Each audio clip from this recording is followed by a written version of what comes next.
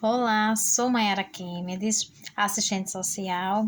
Sou formada na pós Saúde, Assistência. Estou aderindo conhecimentos na área da educação e hoje, estou aqui participando como cursista do curso da Universidade Federal de Pernambuco, pelo AvaCaps, que é a educação especial na perspectiva da educação inclusiva. Sou branca, tenho cabelos pretos, tenho olhos castanhos, tô de blusa rosa escuro, tô sorrindo e tô falando com as minhas mãos. Então, hoje estou aqui juntamente com a Mônica para abordar sobre a parte toda que fala de Vygotsky, da questão dos processos psicológicos superiores e assuntos pertinentes realmente à temática.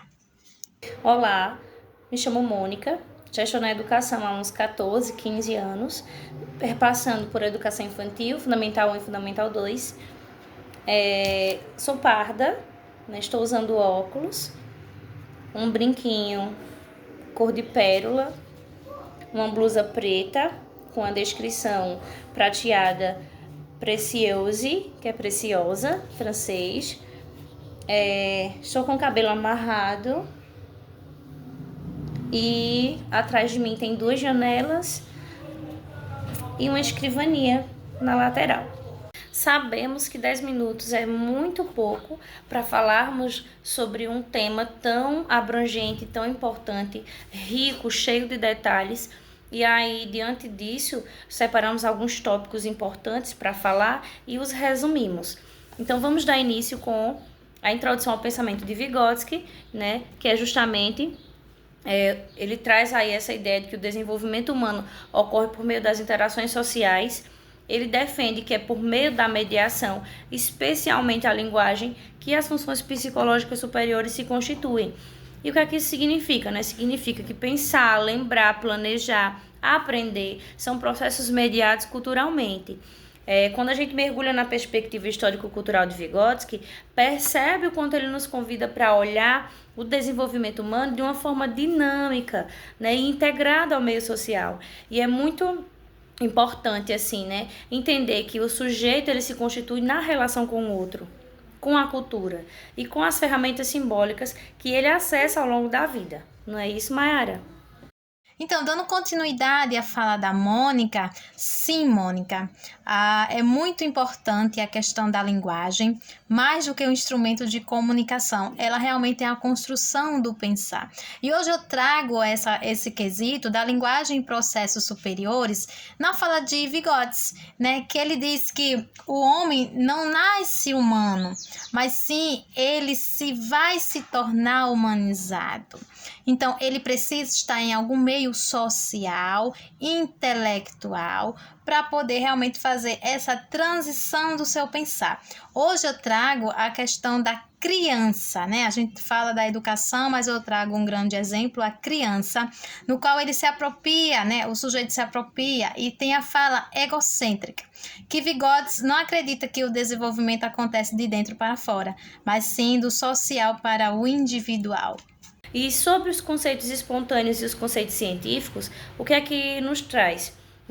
Aqui Vygotsky ele diferencia os conceitos espontâneos que surgem nas vivências cotidianas dos conceitos científicos, que são construídos com a mediação escolar. Então, o papel do professor, portanto, é fundamental para guiar o estudante no domínio da linguagem formal, crítica, reflexiva, É o conceito de funções superiores, como memória voluntária, atenção dirigida, pensamento lógico. Tudo isso se desenvolve com o uso da linguagem e com o contato com a cultura, não pode faltar. E esse processo é mediado pelas palavras, pelas práticas sociais, pelos professores, colega, família, Porque ninguém aprende sozinho.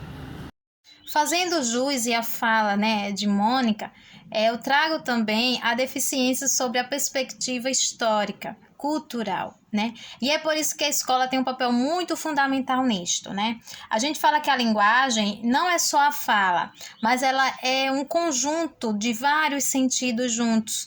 Os símbolos, os gestos, a escrita, a imagem, a arte em si. né? E a gente fala também que esta questão, né, de fala, a gente entra no conceito de zona de desenvolvimento proximal, na qual a gente tem mediação, intencionalização e uma ressignificação desses conceitos de fala. Hoje, realmente, a escola, ela precisa deste processo, ela precisa garantir o direito social. Não só, olha só, não só a questão do direito da criança da educação, mas sim a questão da deficiência, de fazer toda parte e ampla deste conceito que agrega realmente a linguagem, a questão perspectiva histórica, que vem desde lá de Vygotsky e outros pensadores. E trazendo o ponto da mediação pedagógica como inclusão, a gente entende que na prática docente isso exige ações intencionais e inclusivas. A mediação pedagógica deve considerar a singularidade de cada estudante, oferecendo recursos e estratégias que possibilitem o desenvolvimento pleno de suas potencialidades, respeitando seu ritmo, contexto e suas formas de aprender, né? E é justamente nesse ponto que entra a crítica de Vygotsky ao modelo médico-clínico de deficiência. Ele diz que não é a condição biológica que vai definir a deficiência em si, mas a forma como o meio social responde a essa deficiência, né? Então, se o meio é opressor, excludente, sem mediação, então ele cristaliza a limitação. Então, a deficiência nessa perspectiva é relacional. A diferença só se torna obstáculo quando a escola, por exemplo, não oferece acesso às ferramentas culturais. Então, o que Vygotsky propõe é justamente uma reorganização ali nas condições sociais de aprendizagem, com foco na mediação e no potencial de desenvolvimento de cada um.